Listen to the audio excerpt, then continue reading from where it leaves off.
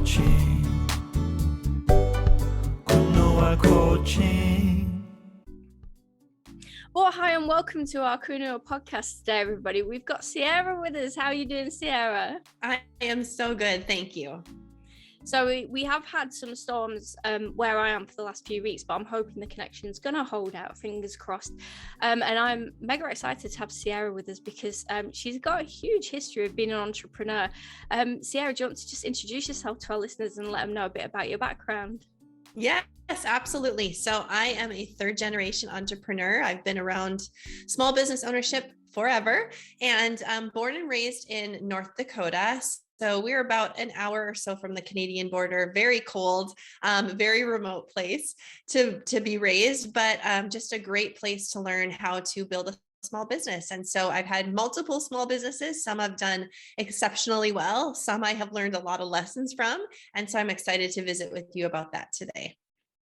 So this is so interesting because just starting one business with everything that goes behind it, with the admin and the accountancy and strategizing and everything like that, is really hard. How have you managed to start so many businesses, and where do you find the energy? Yeah, well, I think my energy is limitless, really, although I am slowing down a bit. But yeah, I think it's just about seeing opportunity. I really enjoy looking for opportunity, looking for problems to solve. And when I see an option for solving a problem, I love to create a solution. And so most often that will lend itself towards a new business concept. Most of the time, I'm not running multiple businesses at the same time. It's usually one business, and then from that, it leads to another. But it's been really incredible just to see just the diversity in the industries and get to know different people and learn a lot about myself along the way. And do you find that you need to kind of set up all the admin behind each business as you're going? Do you have to deal with that, the legal and the tax and the financial? Does that become a big burden? No, not now. So I would say that I've gotten much better with knowing what I need to set up from the beginning and just having that checklist. You just run through it. When I started, it was overwhelming. You know, the first couple times you start a business or the first time you start a business, thinking about all of the back end. And a lot of times we actually don't set it up properly, or we don't put processes and systems in place. But now, as I've, been around small business for quite a while, I've learned that having that good foundation to start out with, creating the systems, creating the processes, and then digging deep into what you want to grow is a much more sustainable way to go than just winging it from the beginning. I think a lot of people can relate to that because it is very daunting, and it turns out that you feel like you're winging it because there is so much to do, which kind of brings me around to, a lot of people are kind of at the minute doing, businesses that are more service orientated, but you actually opened a store. How much more, how much more does that take? You're listening to the Kuno podcast. If you want to ask a question to our experts, just go to kunocoaching.com and you will find the link to the podcast where you can leave us a voice message or send us an email, and we will ask your question direct to the expert. That's kunocoaching.com. Kuinua Coaching is set up to offer mentoring, coaching and courses in leadership, negotiation and soft skills. If you're interested in finding out more about what Kuinua Coaching has to offer you, you can get in touch via Facebook, Instagram. You can type Kuinua into Google. You can email us on kuinuacoaching@gmail.com or go to our website at kuinuacoaching.com. That's kuinuacoaching.com. Yeah, so it's very interesting having a brick and mortar location instead of just being an online or having a social presence for your business. Of course, there's more expense that goes into it because anytime you have a location, you have rent to pay and everything else that goes into having that physical location itself. But usually your team has to be a little larger too, especially in retail. If you're open a physical location and you have people coming in, you have to have multiple team members most often. Having inventory is very interesting, making sure that you manage that. But I'm really grateful that I had a physical brick and mortar business before I got into the online coaching space because I can understand what it takes and I can better help my clients. So it was good for me. Does it become a lot more difficult when you've got to buy the inventory, store it, and then you've got to kind of pay for employees and rental up front? Is that because a lot of people go for kind of investments and things like that before they do the larger business opportunities? Is that kind of what's needed in that area if you want to start things like a shop? Yes. Inventory is so important. You have to understand it. I always tell my clients inventory is cash on hangers and cash in boxes. You have to look at your inventory as actual dollar bills, as money, and learn to manage it properly, because inventory can make or break you. If you don't have enough inventory, you can't make your sales goals. If you have too much inventory, it's eating up all your profit or potential for growth. And so it's really important to understand how to manage that inventory properly so that that turn of the inventory can pay for your rent and your employees and your marketing, your advertising, and of course yourself. You want to be paying yourself as an entrepreneur as well. Is there any kind of substantial upfront investment that you need to make as a store business owner as opposed to a service-based? Absolutely. Yeah. I think, having a brick and mortar and needing that inventory, making sure that you have your pro forma, your profit plan, your budget laid out before you open, and then being well capitalized. So many small businesses go into business way undercapitalized. And when you have inventory and you start off with not enough inventory in the beginning, it's very hard to catch up. So making sure that you have that plan in place and you really understand, if I'm going to do this, let me go all in and do it right and have enough capital to make sure that I can purchase the inventory, that I have backup funding for marketing and rent. If people don't come right away, do I have enough cash flow that can maintain and grow the business as I need it to until those customers start to come and patronize us? I think this is so interesting because it's so easy to say, let me start a cake store and people will come. But it's so much more difficult than that, especially in terms of if you have to, I just equate this to when I was little and I had a game on the computer, the way you're selling lemonade, and if it was warmer, you might get more customers, and if it was rainy, you might not. That's on a whole new level, bargaining with a whole new amount of capital when you get a store for yourself.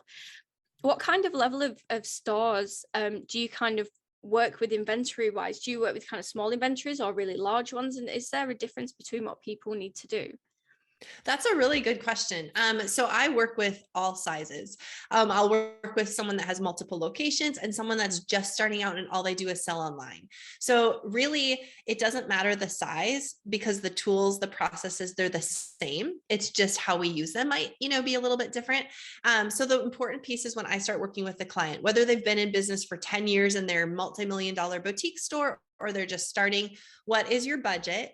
What are your operating expenses? What is the margin that you're bringing home? How can we sharpen that margin? Where are we losing revenue opportunity? We look at all the same things. And then we just build that process and that system for tracking and measuring what we're inspecting.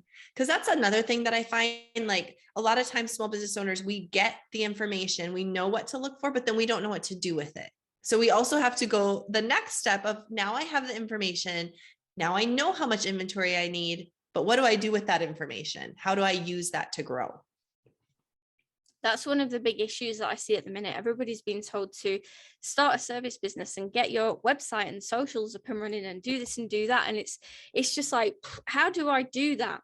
And especially even for a bricks and mortar location, you've still got to get reviews, you've got to get, socials up and running and websites. And that seems to me to be a whole new thing. And you're talking about things like operating profit and turnover and storing inventory. Just how organized do you need to be able to make sure that all that's going to happen in the right time frame so that you can start getting customers through the door? Well, I think you have to train yourself to become organized, to understand how to simplify down the information you have, to create good time management practices. I hear so many entrepreneurs say, well, I'm just a hot mess. I'm all over the place. And I said, okay, you can be today, but let's not enjoy staying there, because we need to get out of that hot mess mentality and create ourselves as owners of the business where we drive what the business does. The business isn't telling us what the business wants to do. We have to get in the driver's seat. But that takes skills and discipline. We have to be willing to challenge the way that we're doing things and to want to be organized and disciplined and systematic. And I think it's just so key to be organized. I mean, when I started, I didn't know I needed policies for things. I didn't know I needed, you start off and you've got no idea what an evergreen calendar is for socials. And it's like, let me just throw these socials out and see what works. I'm not sure who I'm. And then you've got to kind of find your niche customer. And I mean, I imagine that's even a thing for inventory-based businesses where you need to find the niche customer and target the inventory at somebody. Is that the same kind of principle? Yes, absolutely. You have to understand who your avatar is. Who's that core customer? What does she care about? What is she thinking about? Why is she coming to you? What problem are you solving? Not what things are you selling her, but what problem are you solving for her? And once you can figure that out, you can buy better, buy smarter, merchandise better. It really does all fall in line. Do you need to be, I know I keep saying a lot about socials, but do you think you need to be kind of more heavy or less heavy or about the same on socials as a service-based industry? Yes, I think you have to have some type of presence on social, but this goes back to knowing who your customer is as well. I have so many conversations with clients that say, "Oh, I should be on TikTok and I'm not doing reels and I don't like Instagram." And I'll say to them, "Well, do you need to be? Does your customer hang out on Instagram? Because if your customer cares nothing for Instagram, then you don't even need to stress." On the flip side, if your customer is spending all of her time on Instagram, then we want to make sure you have a good presence there. So it's about going back to who your customer is, not what the flavor of the day is or what the neighbor, the store down the road is doing. It's about what does your customer want? Where is she located? And, how does she think? I think that's amazing advice for people starting out. And you are as well, and I want to get this right, an advocate for small businesses on the United States Chamber of Commerce Small Business Council. Please tell us a little bit more about what that entails.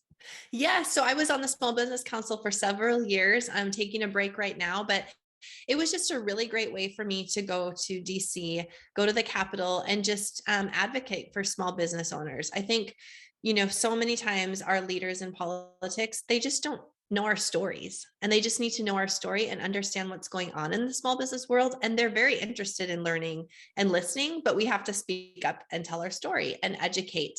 And so that's what I did. And I just really enjoyed getting to know people and just telling the story of the small business owner. Were there any particular kind of challenges that you came across, either in terms of the business owner or the kind of interface with politics, that you just kept on seeing that you thought, hang on, this is not resolving itself. We need to do a bit more about this? Yeah, I think, just understanding as a whole, any of us, we get very involved in our own world, right? So even small business owners, we become, so in our own bubble where we talk to ourselves all day long. We're only focused on our own business and we forget what's happening around us. The same thing happens in politics. If you're in politics and you're a political figure, all you do all day long is conversation about politics, right? And so being able to go into that sphere and say, okay, let me just share with you what's actually going on out in the small business world, bringing that story. While I didn't see any immediate changes, because I think a lot of things take time, I found that people were very interested in hearing and learning. And that's the start, right? To have that conversation is what's so important.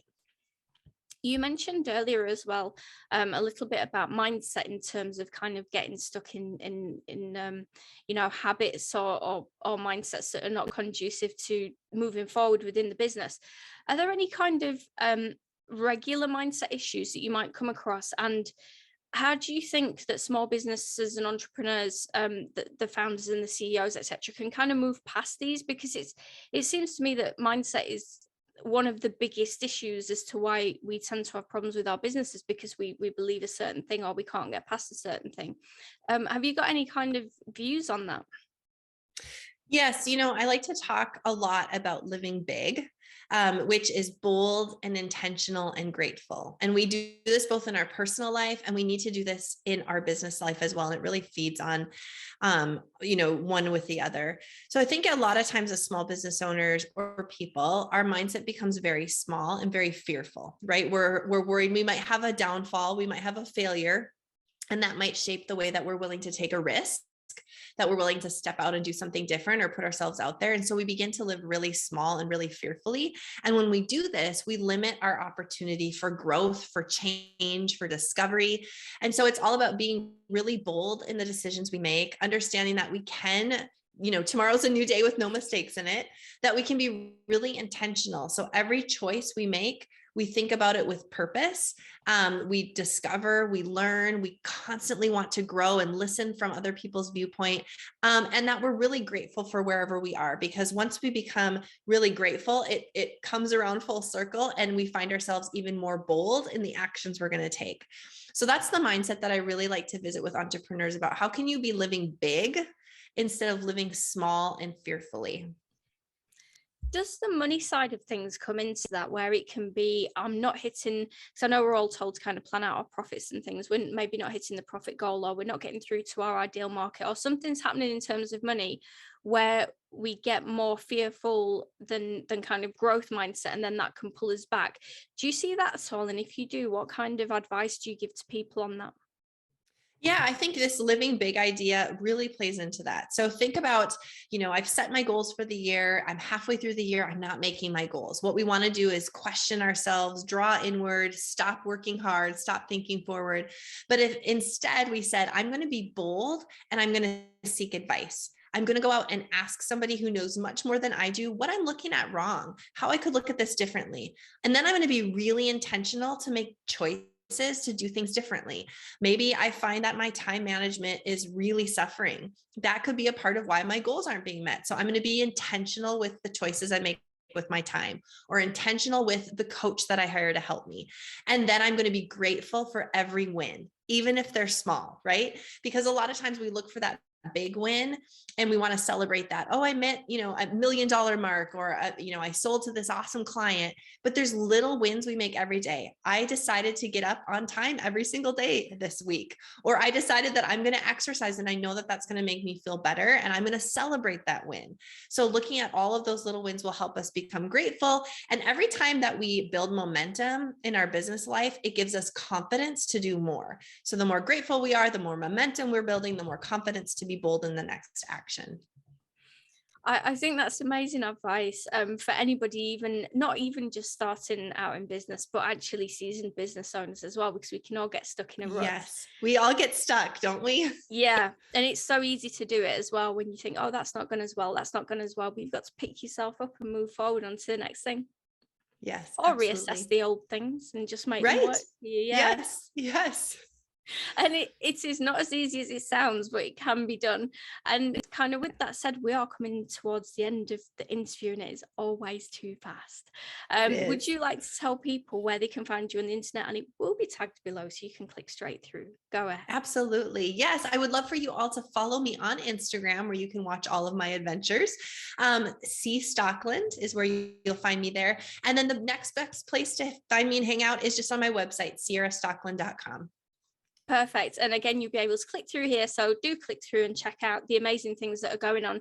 And thank you for joining us again today on the Kuno podcast with me, your host, Marie Oldfield. You've been watching on YouTube or listening on an audio platform to the Kuno podcast. If you like what you're hearing, then don't forget to subscribe so you don't miss any amazing content. And don't forget to leave us a review. Kuno Coaching.